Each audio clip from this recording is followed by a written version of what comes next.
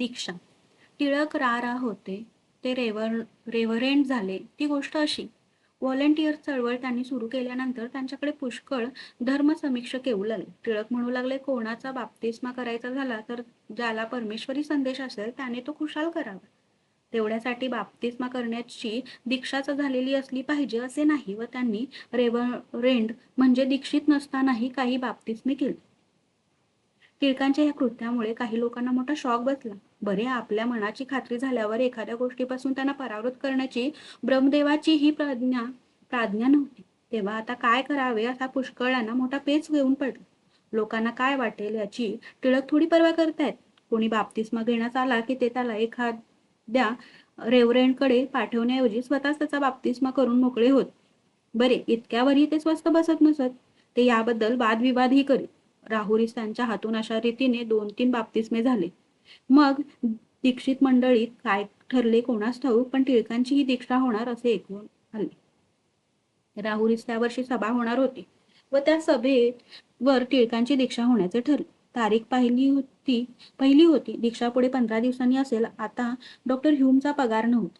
वाटेल तेव्हा त्यांच्याकडे जाऊन पैसे आणता येत. ते आमच्या उधळपट्टीवर रागावले तरी 2-3 महिने आगाऊ पगार देत. पण आता पहिली तारीख उलटून गेली तरी 5-5, 6-6 दिवस पगार येत नसे. सभेला बाहेरगावची जेवढी मंडळी आली होती तेवढ्यांना टिळकाने 3 वेळचे जेवणाचे व चहाचे आमंत्रण देऊन ठेवले. मला नुसती वर्दी दिली. मला काळजी येऊन पडली, आता ह्यांची व्यवस्था कशी करायची. माझ्याजवळ तर काही नव्हते. नानांजीचा पत्ता नसल्यावर अण्णाजी कसे येणार.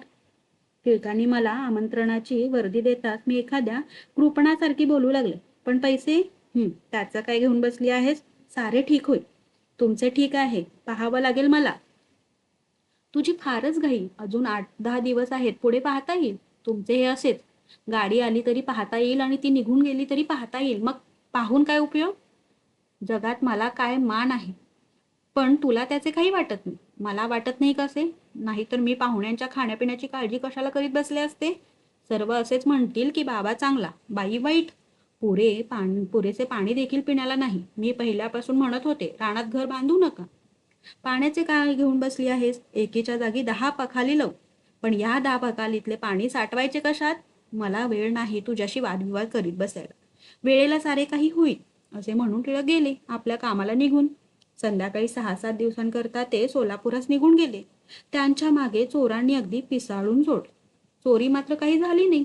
मी राजारामजी चांदेकर व भास्करराव भांबळ यांच्याकडे जाऊन त्यांना म्हटले, पहा बाबांनो, आता माझी वेळ तुम्हाला सांभाळ. तुमचे काय पैसे खर्च होतील ते मी पगाराला देईन. सर्व स्थिती ही अशी आहे. त्यांनी सांगितले, बाई तुम्ही काही काळजी करू नका, आम्ही सर्व व्यवस्था करतो. व त्यांनी खरोखरच म्हटल्याप्रमाणे सर्व काही व्यवस्था केली. टिळकांच्या मागे गोसावी, बैरागी, बोके संन्यासी नेहमी गोळा होत. टिळकांना ते आपल्या अडचणी सांगत व त्यांचा त्यांच्या बोलण्यावर विश्वास बसते. पण यांच्यापैकी बहुतेक ढोंगी व लवाड असत. हे लोक काही दिवस राहत, खात पीत, लत्ता कपडा उपटीत व मग हळूच आपल्या मार्गे सुधारित. काही हे सर्व करून मला व मुलांना त्रास देत. तरीही टिळकांच्या लक्षात ते काही येत नसे. ते नेहमी या गणांचीच कड घेऊन माझ्याशी भांडत. असाच एक बोवा आला. टिळकांनी त्याला आश्रय दिला. त्याच्या पुढे त्यांनी बाप्तिस्माही केला. त्याला कोटेचा कामालाही लावून दिला. टिळकांच्या दीक्षेच्या वेळी हे महाराज बरोबर आणखीन 4 साधू घेऊन आले होते. बरोबर एक बाटलीही आणली होती. ती माझजवळ देऊन बुवा म्हणाले, माँ, ये मेरा दवा है, अच्छी तरह से रख देव. मी ती बाटली कुलपात ठेवून दिली. टिळक चर्चमध्ये होते. पोरी सोरी लहानली कामे उरकीत होत्या. बाया स्वयंपाक करीत होत्या. मी कमरेला किल्ल्यांचा जुडगा खोन इकडे तिकडे पडेल ते काम उरकीत होते. 1चा सुमार. बुवांची दवा घेण्याची वेळ झाली. मा, जरा कुंजी देव. मी किल्ली दिली. दवा घेऊन बुवा चुलीकडे गेले. तेथे बसून तिंबलेल्या कणकेचे कवटा एवढाले गोळे करून ते चुलीत पिंडदान करू लागले. बाया मोठमोठ्याने ओरडू लागल्या. मुली घाबरल्या. बुवा उठून मुलींच्या अंगावर धावून गेले.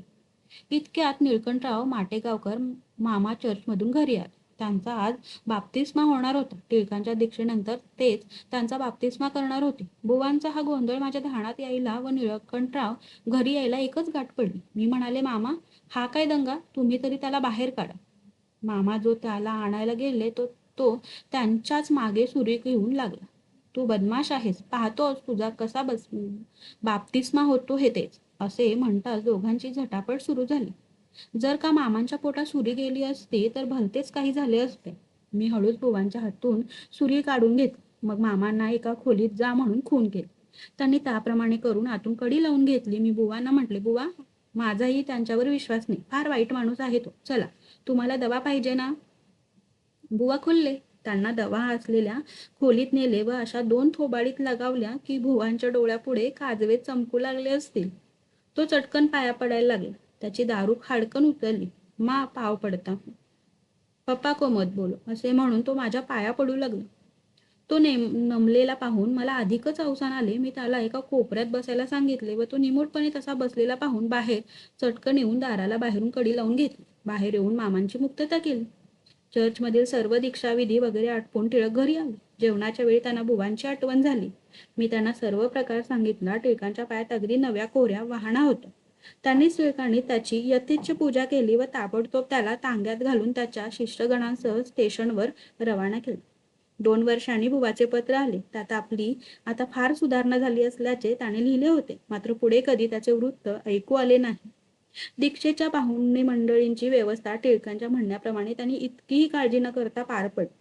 संत काका आले होते. त्यांनी बरोबर 30 रुपये आणले होते. सामान साठवून न ठेवता लागेल तसं ते आणून देण्याचा त्यांचा क्रम होता. ते म्हणत, ताई, तुम्ही काही काळजी करू नका. मी बाजारात जायला लागले. चांगला खंबीर आहे. सामान संपले की मला सांगत चला. आणि त्यांच्या खरोखरच बाजारात एकसारख्या खेपा होत होत्या. राजारामजी व भास्करराव यांची मदत पहिल्यापासून होतीच. बापू, नामाजी, आडवांचे सर्वच कुटुंब आमच्या घरी मदत करीत होते. तरी या सर्व पाहुणचारात बापू, नामाजींच्या काही बोलण्यावरून काही मंडळी रुसली. मला फार राग आला होता. ही मंडळी रुसून नदीकाठी जाऊन बसली होती. त्यांची समजूत करायला मी गडबडीने तिकडे चालले होते. इतक्या समोरून डॉक्टर फेअरबँक आले. त्यांनी विचारले, बाई, कोठे चाललात इतक्या गडबडीने? मी म्हटले, माझे व्याही जावई रुसले आहेत. त्यांची समजूत करायला जाते. साहेब म्हणाले, बरं, तुम्ही जाऊ नका, मी आणतो त्यांची समजूत करून. रात्री 8च्या सुमाराला शेवटची जेवणी झाली. राजारामजी चांदेकर, कांबळे वगैरे मंडळी वाढायला होती. जेवणी झाल्यावर मी पदर खोवला व पाहुणे मंडळींना थांबवून म्हणाले, तुम्ही सर्व मंडळींचे पुढारी आहात. पुढारी पण असे नसते. ख्रिस्त सेवा करा यास आला आहे, सेवा करून घेण्यास नाही, असे तुम्ही पुलपीटवरून सांगता आणि तेथे विनाकारण माझ्यावर रुसलात. उलट तुम्ही मला सहाय्य करायला हवे होते. आपल्या भाषणात सांगता आपण सर्व देवाची लेकरे आहो, सर्व एकमेकांची बहीण भावंडे आहो. मी तुमच्या घरी पाहुणी आले तर घरात जाऊन माझ्या भावजईला सहाय्य करीन. काय करू काय नाही असे तिला विचारीन. आणि आज तुम्ही मला तुमच्या मागे धावायला लावले. माझे श्रोते म्हणाले, बाई, आम्ही तुमच्यावर रुसलो नव्हतो. मग बापूराव आढांवर रुसला होता ना? काय हो, त्यांनी असे काय म्हटले होते की तुम्ही त्यांच्यावर एवढे रुसावे? स्वस्त आंघोळी करून या एवढेच ना? मग आता जेवताना स्वस्त होऊ द्या असे म्हटले तेव्हा नाही तुम्ही रुसला? यात राग येण्यासारखे काय होते? आता तुमचा राग गेला ना? मग ज्यांचा राग गेला असेल ते हात वर करा पाहू. सर्वांनी हात वर केले. इकडे माझे लेक्चर होत होते, तो तिकडे उरलेले अन्न चोरीस जात होते. पाहुणे मंडळी गेल्यावर आम्ही उरलेली माणसे पाहतो तो भात चोरीस गेलेला. आम्ही थंडा फराळ केला. रानात घर बांधल्याबद्दल दुसऱ्या दिवशी टिळकांचा व माझा पुन्हा खडका उडाला. आधीपासून व्यवस्था नसली म्हणजे हा असा त्रास होतो पहा. कोणता त्रास? मला तर नाही काही त्रास वाटत विशेष.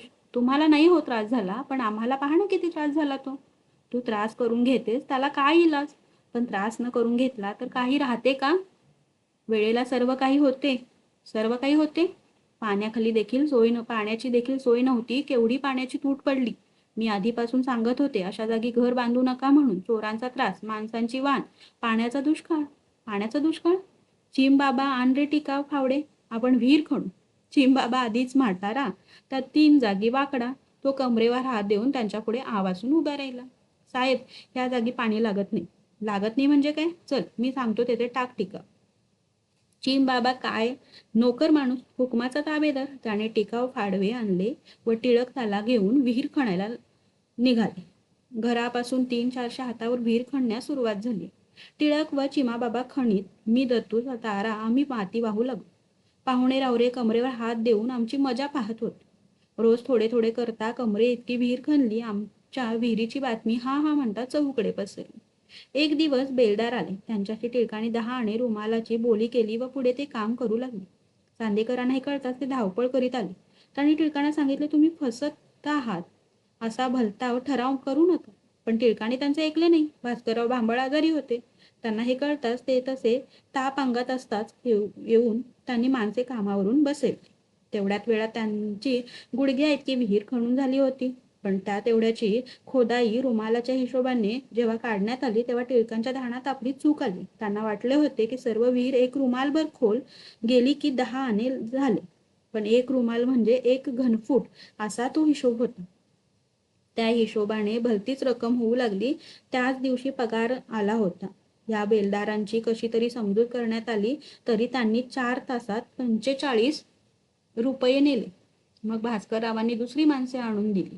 विहीर 1 पुरुष झाली की 10 रुपये, 2 पुरुष झाली की 15 रुपये असा त्यांचा चढता पण आटोक्यातला हिशोब होता. 5 पुरुष खोल गेल्यावर विहिरीला पाणी लागले व ते अगदी भरपूर व गोड होते.